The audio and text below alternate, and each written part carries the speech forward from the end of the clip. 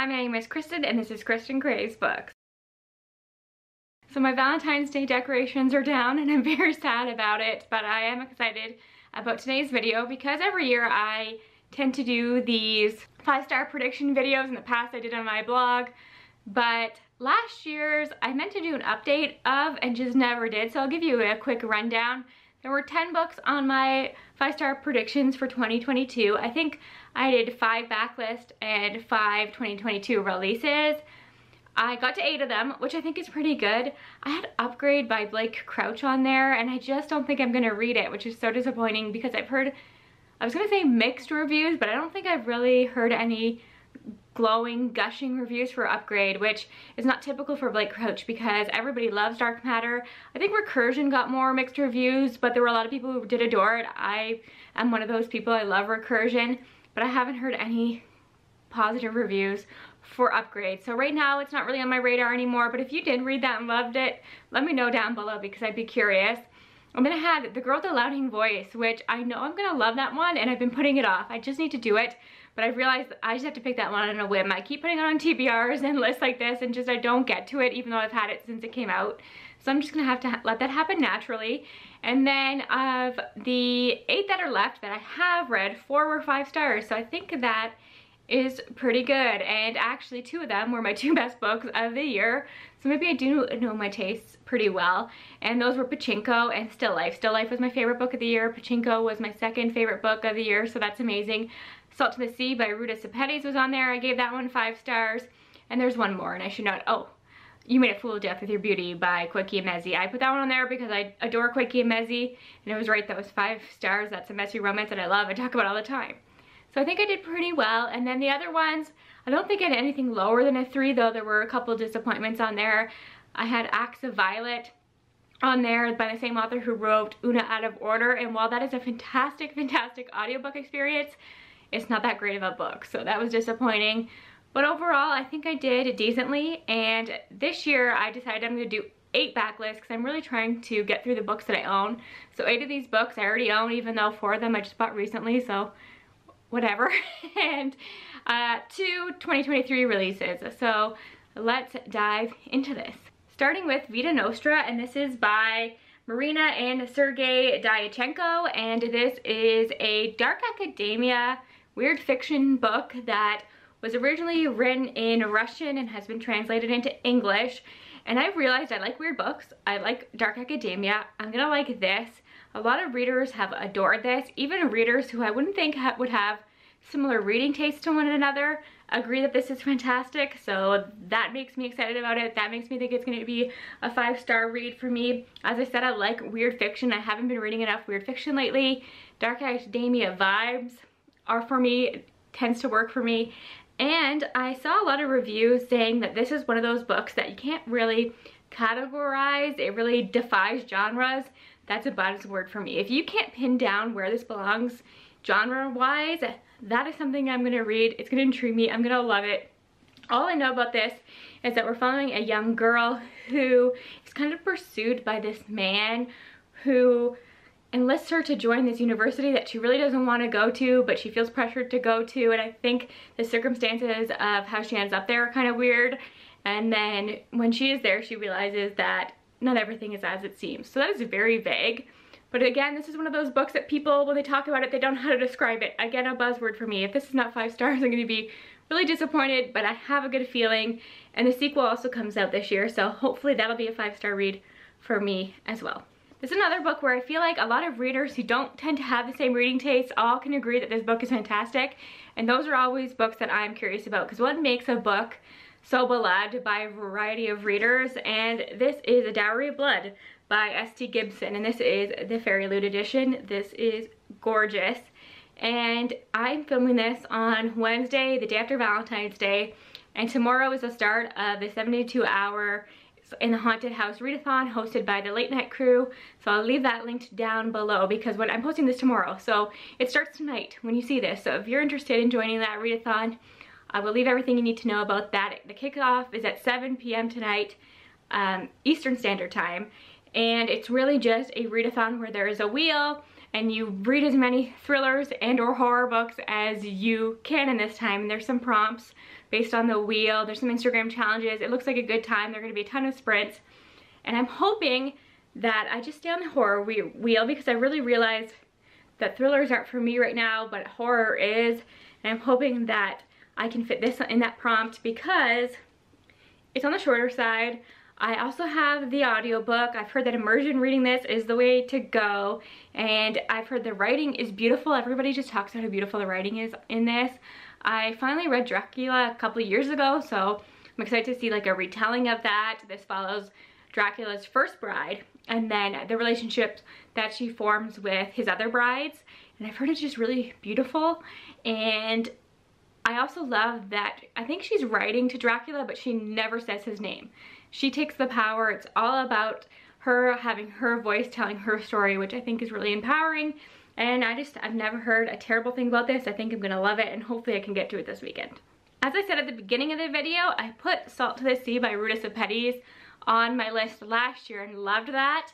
And that really opened my eyes to the fact that I can love YA historical fiction. I just have to be picky about it. I'm picky about historical fiction in general, but the historical fiction that I do pick up, I tend to love. My two best books of 2022 are historical fiction. So I put As Long as the Lemon Tree Goes by Zulfa Kato on my 5-star prediction for this year, and honestly I just know this is gonna be soul-crushing, heartbreaking. I'm gonna love every second of it. Sometimes that's what you need to read, especially my historical fiction. That's what I like, and that's kind of what I expect when I pick up something like this. This has been compared to Salt to the Sea and to The Book Thief, so you know it's going to be heartbreaking.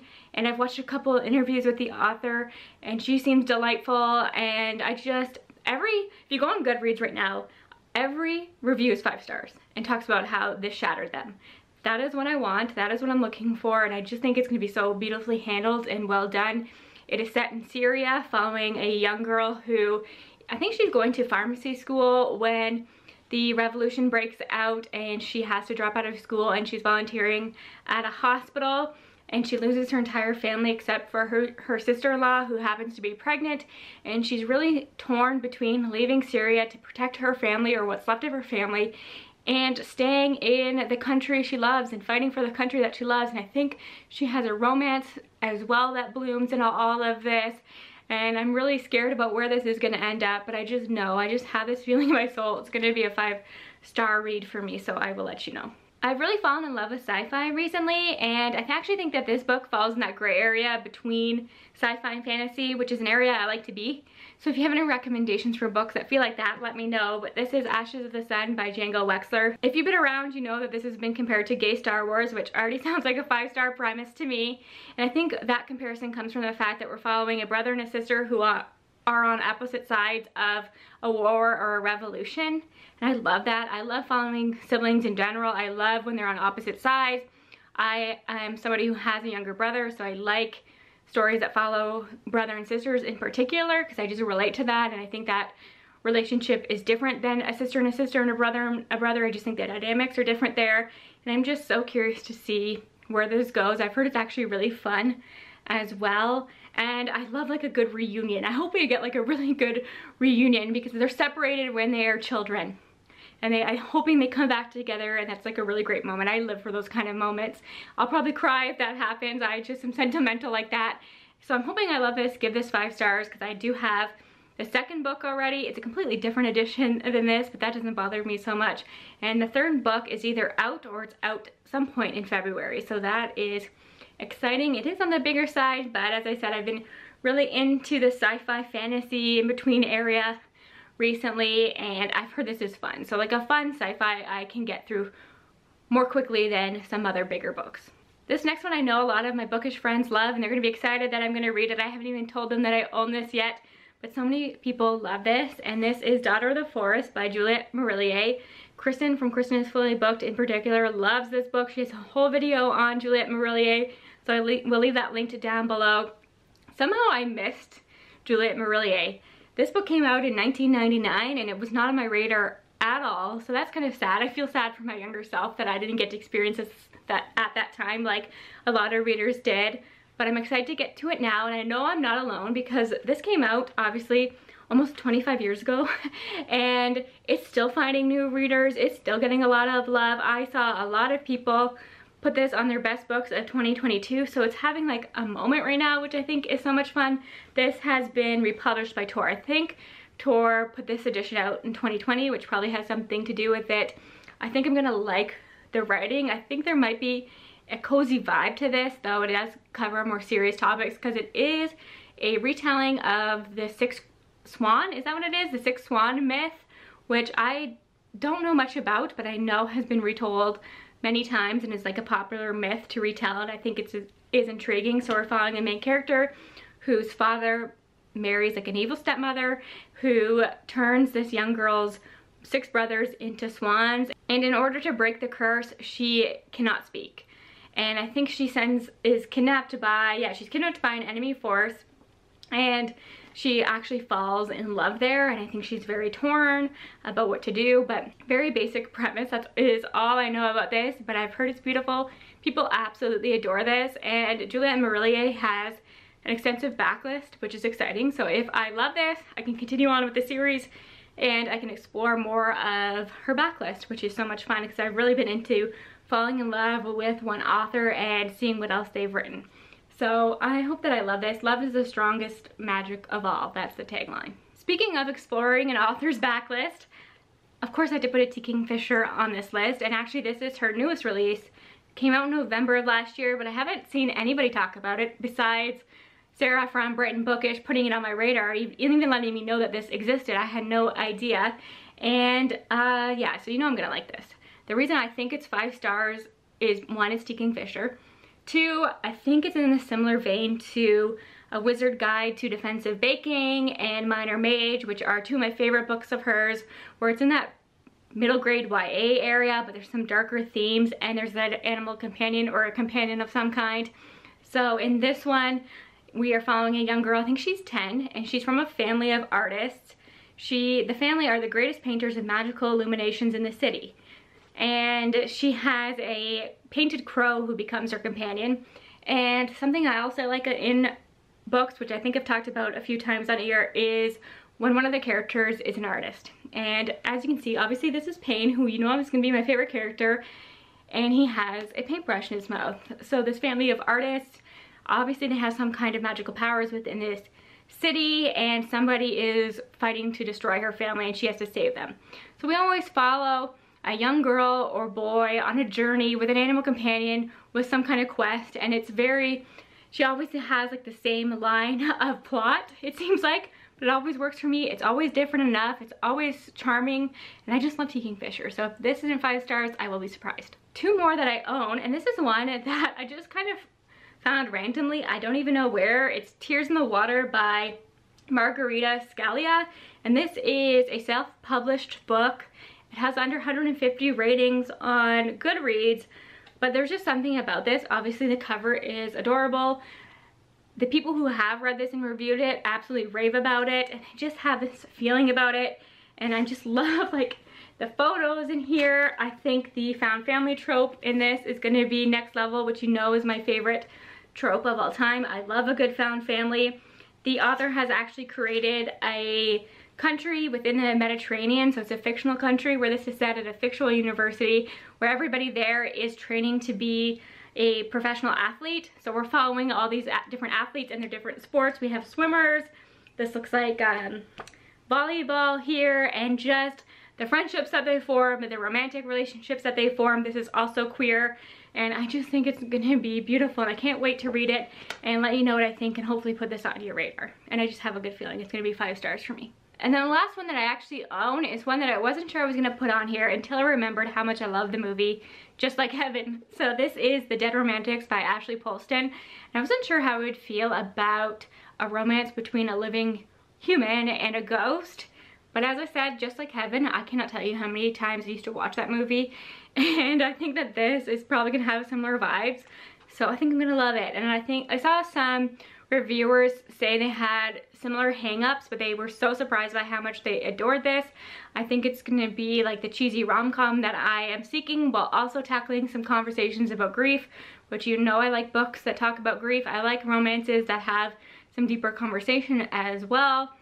So it's not lost on me that the main character in this is also a ghostwriter who has a romance with a ghost. So I just think that is something charming about that. I just have a feeling that this is going to be a favorite romance. A lot of people really loved this last year and were really surprised by it. So I think I'm going to be one of those people as well.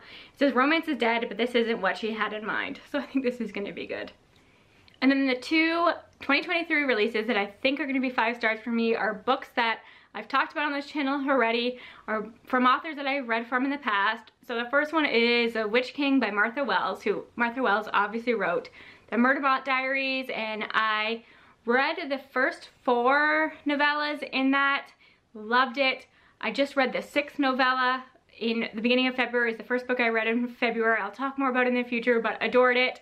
Then I have to read the full-length novel, and she's actually releasing another full-length novel this year, but she's also releasing The Witch King, which is the start of a new series, and I think it's going to be so fun to read something new from Martha Wells that is not the Murderbot Diaries, as much as I love that.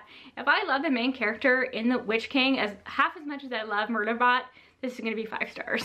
And there's just something about the way that Martha Wells writes that is so charming and delightful, but also fast-paced, and there's action. And I've realized that I really like reading about demons recently. I don't know why, but I've really fallen in love with demons, and the main character is a demon in this one. So there's just so many reasons I think this is going to be 5 stars. And then the other one is Untethered Sky by Fonda Lee, who obviously wrote the Greenbone Saga. I've only read Jade City. I need to finish that trilogy because I know I'm going to love it. And I loved the first book, and I think it just gets better from there. But I'm excited to have something short from Fonda Lee, and Untethered Sky is a novella. I think it's like 160 pages. I've heard it's fantastic. I am so envious of everybody who has early copies of that, and they're all raving about it. And I think that this has one of my favorite tropes, and that is why, especially fantasy, and that is why I'm gonna love this and give it 5 stars. There's an animal companion. As I said with the T. Kingfisher, give me an animal companion. I'm gonna love this. I think this is probably more serious than what T. Kingfisher does, because our main character is seeking revenge for the death of her family, and she ends up training this rock.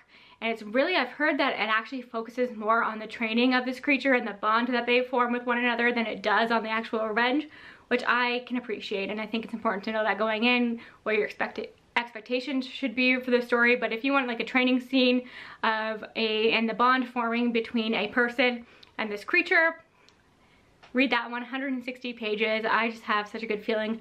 I've really been appreciating fantasy novellas in the past couple of years. That's something that I really adore. I love when a author can tell a full story in so few words, and it just feels tight and focused, and you can tell that this is the story they wanted to tell, and this is where every word and every sentence is chosen specifically, and there's no fluff. So I cannot wait to experience that. And those are my 10 5-star predictions for 2023. I would love to know if you've read any of these, what you thought about them. What is one book that you think is going to be 5 stars that you've been putting off? Because a lot of the backlist are ones that I've been putting off, as I tend to do. So I thank you again for your support. I'll talk to you again soon. Bye for now.